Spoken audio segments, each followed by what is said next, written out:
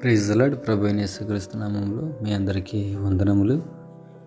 ఈరోజు దేవుని వాక్యమును మనం ధ్యానం చేసుకుందాం. 2వ సమూయేలు గ్రంథము 5వ అధ్యాయము 1వ వచనం.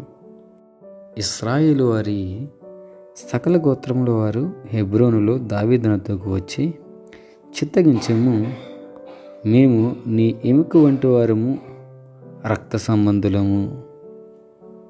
Praise the lord. ప్రియమైన దేవుని బిడ్డలారా, ఇక్కడ ఇశ్రాయేలు ప్రజలు రాజు అయినటువంటి దావీదుతో చెప్పుచున్న మాటను మనము ధ్యానం చేసుకోబోతూ ఉన్నాం. జరిగిన వృత్తాంతమంతయు ఒకసారి మనం జ్ఞాపకం చేసుకున్నట్లయితే, మహారాజు అయినటువంటి సౌలు మరణించాడు, యోనాతాను చనిపోయాడు, తన యొక్క సహోదరులు కూడా హతులయ్యారు. అదే సమయంలో సౌలు కుమారుడైనటువంటి ఇష్బోషెతు చనిపోయిన తర్వాత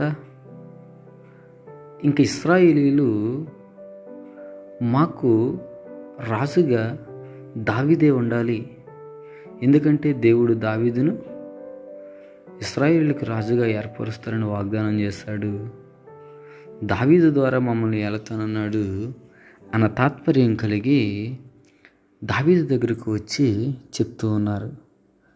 దావీదు, నీవు మా ఎముక వంటి వాడు, రక్త సంబంధుడు కనుక నువ్వు మమ్మల్ని ఏలాలయ్యా, దేవుడు మమ్మల్ని నీకు అప్పగించాడు, నువ్వు రాజుగా మమ్మల్ని ఏలాలి అని చెప్తూ ఉన్నారు. ప్రియమైన దేవుని బిడ్డలారా, జాగ్రత్తగా అర్థం చేసుకుందాం. ఈ సందర్భాన్ని ఒకసారి మన యొక్క జీవితంలో ఆలోచన చేసుకున్నట్లయితే, మనము మనుషుల మీద ఆధారపడకూడదు. మనుషుల్ని బట్టి మనము నడవకూడదు అనే విషయము అర్థమవుతూ ఉంది. ఎందుకంటే ఇదే ఇశ్రాయేలీయులు మహారాజు అయినటువంటి దావీదు మనవడితో అనగా రెహబాముతో అంటారు, దావీదులో మాకు భాగమేది, దావీదులో మాకు స్వాస్థ్యము లేదు అంటారు. కానీ ఇప్పుడు అంటున్నారు, నువ్వు మా రక్త సంబంధుడు అయ్యా, నువ్వు మా ఎముక వంటివాడు, నువ్వు మమ్మల్ని ఏలాలి అంటున్నారు. చూడండి, అక్కడ మాట్లాడింది ఇశ్రాయేలీలే, ఇక్కడ కూడా మాట్లాడింది ఇశ్రాయేలీలే. అంటే మనుషుల యొక్క మనస్తత్వం ఎలాగుంటుందంటే పరిస్థితులను బట్టి మారిపోతూ ఉంటుంది. ఇక్కడ ఏలడానికి ఎవ్వరూ లేరు, వాళ్ళని రక్షించడానికి, వాళ్ళకు ముందు నడిపించడానికి నాయకుడు అనేటటువంటి వ్యక్తి లేడు అని చెప్పి దావీదు మాకు నాయకుడిగా ఉండాలని, నడిపించాలని కోరుకుంటున్నారు.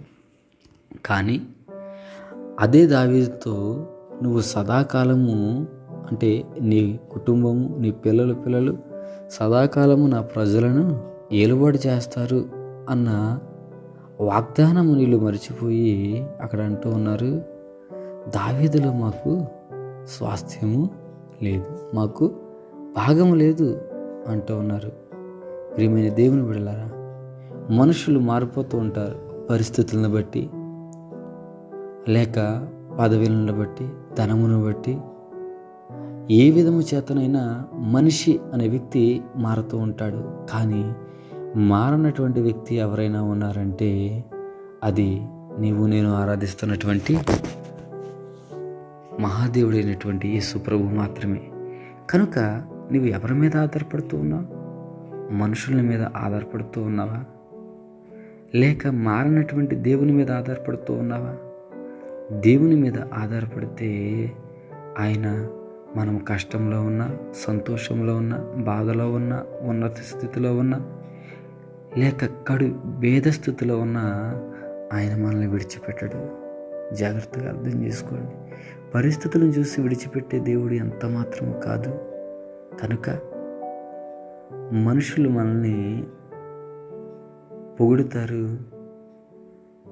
కొంత సమయం వస్తే హేళన కూడా చేస్తారు. అందుకే పెద్దలు అంటూ ఉంటారు, అందితే తల, అంటే అందితే జుట్టు లేకపోతే కాళ్ళు అని.